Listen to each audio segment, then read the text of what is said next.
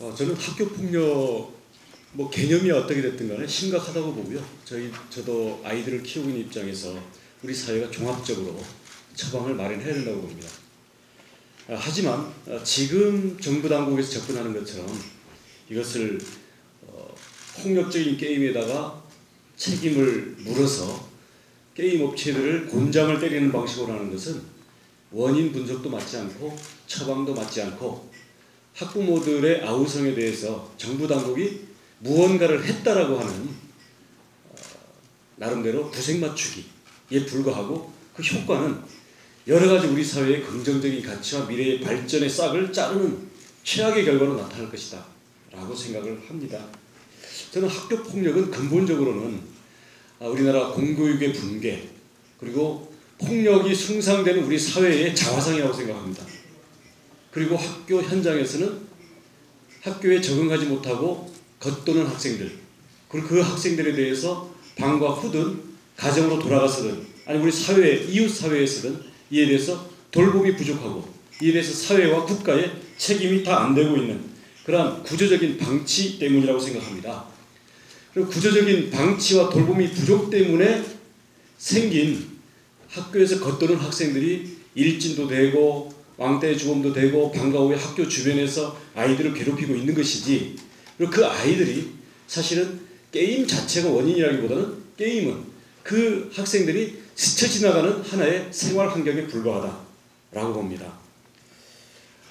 대부분의 학생들에게 있어서의 게임이라는 것은 저는 대안이 없는 놀이문화의 하나이고 특히 친구들과 교제가 이루어지는 커뮤니케이션의 장이라고 봅니다.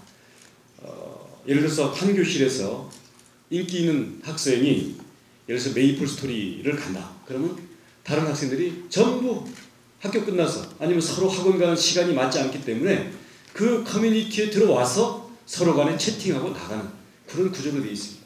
누가 스타 짱이 나타난다. 그러면 그 반에 게임 짱을 중심으로 해서 학생들이 일상생활과 학생들의 인기 순위가 다 달라지는 겁니다. 그럼 저는 진정으로 우리 학교에서의 학생들의 놀이문화와 학생들의 친구 교제 관계를 우리가 건전하게 이끌려고 한다면 정말 게임 짱들을 적절한 방식으로 좋은 영향을 주고 교육을 시켜줄 수 있는 그래야 그 친구들이 자기 친구들에게 좋은 영향을 미칠 수 있는 이런 방식으로 프로그램과 예방교육 그리고 사회적인 지원 프로그램이 가야 되지 않는가. 저는 이런 차제에 정부나 우리 게임업계나 학부모 단체나 전부 머리를 맞대어서 이런 종합적인 실질적인 대책을 만들 때이지 이것을 게임, 그것도 게임의 폭력성에다 초점을 맞춘 것은 저는 전혀 엉뚱한 처방이다. 폭력적인 게임요? 이것은 이미 등급심의로 걸러지도록 되어 있습니다. 지금 말씀하신 시험장을 놓쳤다라든지 아이가 공부는 안 하고 게임에만 정신이 팔려 있으니까 엄마랑 싸우다가 부부싸움으로 넘어가고 이게 결국 가정불화로 이어지고 이것은 게임의 폭력성 때문이 아니라 게임의 몰입이랄까 중독 때문이죠. 그러면 놀이와 학습과 생활의 균형이 깨진 이 문제에 대해서는 사실은 학교와 가정과 전문가 그리고 우리 사회 프로그램 이게 종합적으로 아이들에게 매우 세밀하게 아이들을 이해한 입장에서 접근할 때만 아이도 받아들일 수 있는 그러한 해법이 나올 수가 있다. 저는 게임이 문제가 없다라거나 아니면 게임 업체가 그동안 잘해왔다 저는 그렇게 생각하지 않습니다. 게임 업체가 저는 평상시에 게임으로 인해 가지고 산업도 발전하고 특히 아이들을 상대로 해서 수익 활동도 하고 있기 때문에 저는 사회적 책임도 다할 필요가 있다. 저는 그래서 게임 업체가 사회적 책임을 맡아 나가야 될 한 주체로서 사회적 합의를 만들어 나갈 주인이자 하나의 그 역할을 담당할 주인공이지 이것을 책임을 전가시켜서 게임 업체를 두들겨 팬다고 해서 문제 해법이 전혀 안 나온다. 네, 우선 요 점을 첫 번째로 말씀을 드리고 싶고요. 두 번째로 지난번에 셧다운제 돼가지고 12시 이후에 자동으로 이제 꺼집니다. 지금 쿨링 오프라고 해가지고 2시간 뒤에 자동으로 게임이 깨졌다가 10분 뒤에 다시 접속되면 1회에 한해서 게임이 될 수 있는 그러한 제도를 지금 교육과학부에서 만들겠다고 그러고 국회의원들도 지금 한 10명 정도가 냈더라고요. 시간 제한 때문에 핵심적으로 말씀드리겠습니다. 우선은 산업에 대한 지능이 필요하다고 하면서 규제 일변도로 나가는 것. 이명박 대통령께서 3년 전에 그렇게 말씀하셨습니다. 왜 한국에서는 닌텐도의 위 같은 게임기가 안 나오냐. 얼마 전에는 국무총리 대통령 모두 우리 게임 산업이 게임이 공회적 측면이 있다. 그렇게 해서 쿨링오프를 추진하겠다고 하셨습니다. 왜 위라는 게임기가 안 나오냐? 바로 대통령 국무총리의 이러한 태도 때문에 못 만들어지는 겁니다. 남 탓할 것 없이요. 우리 산업진흥을 한편으로 얘기하면서 또 한편으로는 다른 사회적 문제를 산업 규제를 해결하려는 이런 이중적이고 자기 책임에 대한 자성이 없는 이런 몰지각한 우리 정부 당국의 태도부터 반성이 있어야 된다. 우리 지금 규제가 문화관광부가 주무부서인데 지난번에 셧다운제는 여성가족부에서 했습니다. 이번에 쿨링오프는 교육과학부에서 하려고 합니다. 정부끼리도 손발이 안 맞습니다. 정부끼리도 서로 견제하고 있습니다. 이런 규제의 일원화 문제부터 정부 당국부터 해결하고 나와라 말씀드리고 싶고요. 두 번째로 실효성이 없습니다. 셧다운제요. 그 이후에 우리나라의 30대 40대 게임 접속 아이디만 폭증을 했습니다. 우리나라 30, 40대 세계에서 제일 바쁜 학부모들인데 게임을 제일 많이 합니다. 누가 하는 겁니까 이거? 우리나라는 주민등록이라는 것을 가족들은 다 할 수가 있는데 주민등록 번호만 알면 다른 모든 게 무사 통과합니다.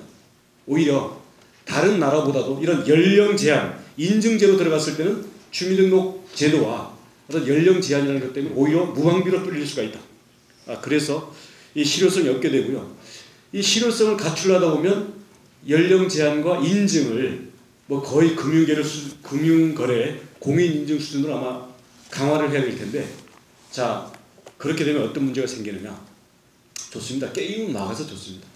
그러면 여기에 노출된 우리 18세 이하의 모든 아이들의 개인정보가 전 세계의 해커 및 범죄 집단들에게 알짜 정보들이 다 노출되는 겁니다. 그 게임 2시간 만에 끊으려고 그 아이의 신상정보 모두를 전 세계에다 공개하겠다? 이런 앞뒤가 바뀐 그런 정책은 있을 수가 없습니다. 이 개인정보가 더더욱 민감해지고 개인정보가 무한한 경제적 가치를 갖고 있는 이런 시대에 어떻게 개인정보를 과잉 노출시키는 방향으로 우리 제도를 갖고 가고 있는지. 그럼 세 번째, 업체 부담이 지난번에 셧다운제는 규모를 갈랐죠. 왜냐하면 인증, 그 다음 인증에 따라서 이것을 실제로 실시간 관리를 하려고 하면은 상근 인력을 아마 붙여야 될 겁니다. 지금 쿨링오프제로 가게 되면은 2시간마다 이걸 끊는 시스템을 만들고 이게 제대로 됐는지, 그리고 아이디 도용이 있는지 없는지에 대해서 군소, 영세 게임 업체들까지 전부 시스템과 인력을 돌려야 될 텐데 적어도 몇억 원, 많게는 연간 한 15억 원 정도가 소요가 됩니다. 지금 일자리 창출, 1인 창조기업, 중소기업 육성 얘기하고 있는데 지금 오히려 이런 제도를 해도요, 제가 매출액이 100억대가 넘는 기업들은 타격이 없습니다. 어차피 매출을 해외에서 올리고 있기 때문에 대신 사회적으로 때려잡는 이런 분위기 때문에 위축되는 것이지 실질적인 피해는 1인 기업들, 게임 개발을 하려는 지금 젊은 창업자들이 지게 된다. 그리고 지금 예를 들어서 대상 자체가 마치겠습니다. 조금만 마지막으로 이제 대상 자체가 지금 법에 보면은 어떤 게임이 2시간 만에 끊어지는 게임인지 규정이 안 되어 있습니다. 자, 콘솔 게임 있죠. 그 다음 패키지 게임 있죠. 온라인 게임 있죠. 외국 서버를 통하는 게임 있죠. 어느 게임에 적용할 것인지. 그리고 건전 게임에 대해서도 성인과 학생들이 함께 하고 있는 예를 들어서 역할 게임 같은 경우에는 힐러가 있는데 힐러가 2시간 만에 꺼져서 나가버렸습니다. 다른 사람 다 몰살당합니다. 게임 안에서. 있을 수 없는, 그러니까 게임이라는 것 자체를 이해 못하는 이 아날로그 세대들이 정말 상식도 없이 접근한 법이라는 것이 너무나 드러나고 있습니다. 네, 마지막으로 마무리를 하겠습니다. 그래서 지금 법이 어떻게 될 것인가, 그래서 지금 걱정들을 많이 하고 계신데요. 우선 이 아날로그 세대들이 현재 디지털, 네이티브 디지털이고 네이티브 게임 세대들이죠. 세대적인 이해가 부족했다는 것에 대해서 스스로 반성을 하고 국회라는 공론의 장에서 우리 학부모, 정부당국, 게임업체, 그리고 게임을 즐기고 있는 학생 자신, 이런 의견들을 제대로 수용을 못한 것에 대해서 자성을 합니다. 앞으로 이런 활동을 열심히 하겠고요. 결론적으로 오늘 토론에 나가면서 우리 그 당의 정책위 의장하고 아침에 공식적으로 대화를 하고 왔습니다. 이거 문제점 알고 있느냐? 그랬더니 우선 정부 당국 간의 협의 그리고 당정 협의에서도 이게 문제점이 많다라는 게 개진이 되고 있어서 그렇게 일사천리로 일방적으로 밀어붙이는 일은 없을 것이다. 우리 당내에서부터 의견 수렴을 할 것이고 저 외에도 많은 의원들이 말도 안 되는 법이라는 의견을 갖고 있습니다. 이런 과정들을 거치면서 해나갈 텐데 저는 마지막으로 앞으로 처음에도 말씀드렸지만 이게 단순히 이런 말도 안 되는 입법을 추진하고 이것을 막고 이런 그 흐름으로 끝나는 것이 아니라 차제에 우리가 종합적으로 해결해야 될 문제에 대해서는 머리를 모으면서 동시에 진정으로 게임의 진보, 게임 산업의 발전도 함께 도모할 수 있는 그러한 계기가 되기를 바랍니다. 고맙습니다.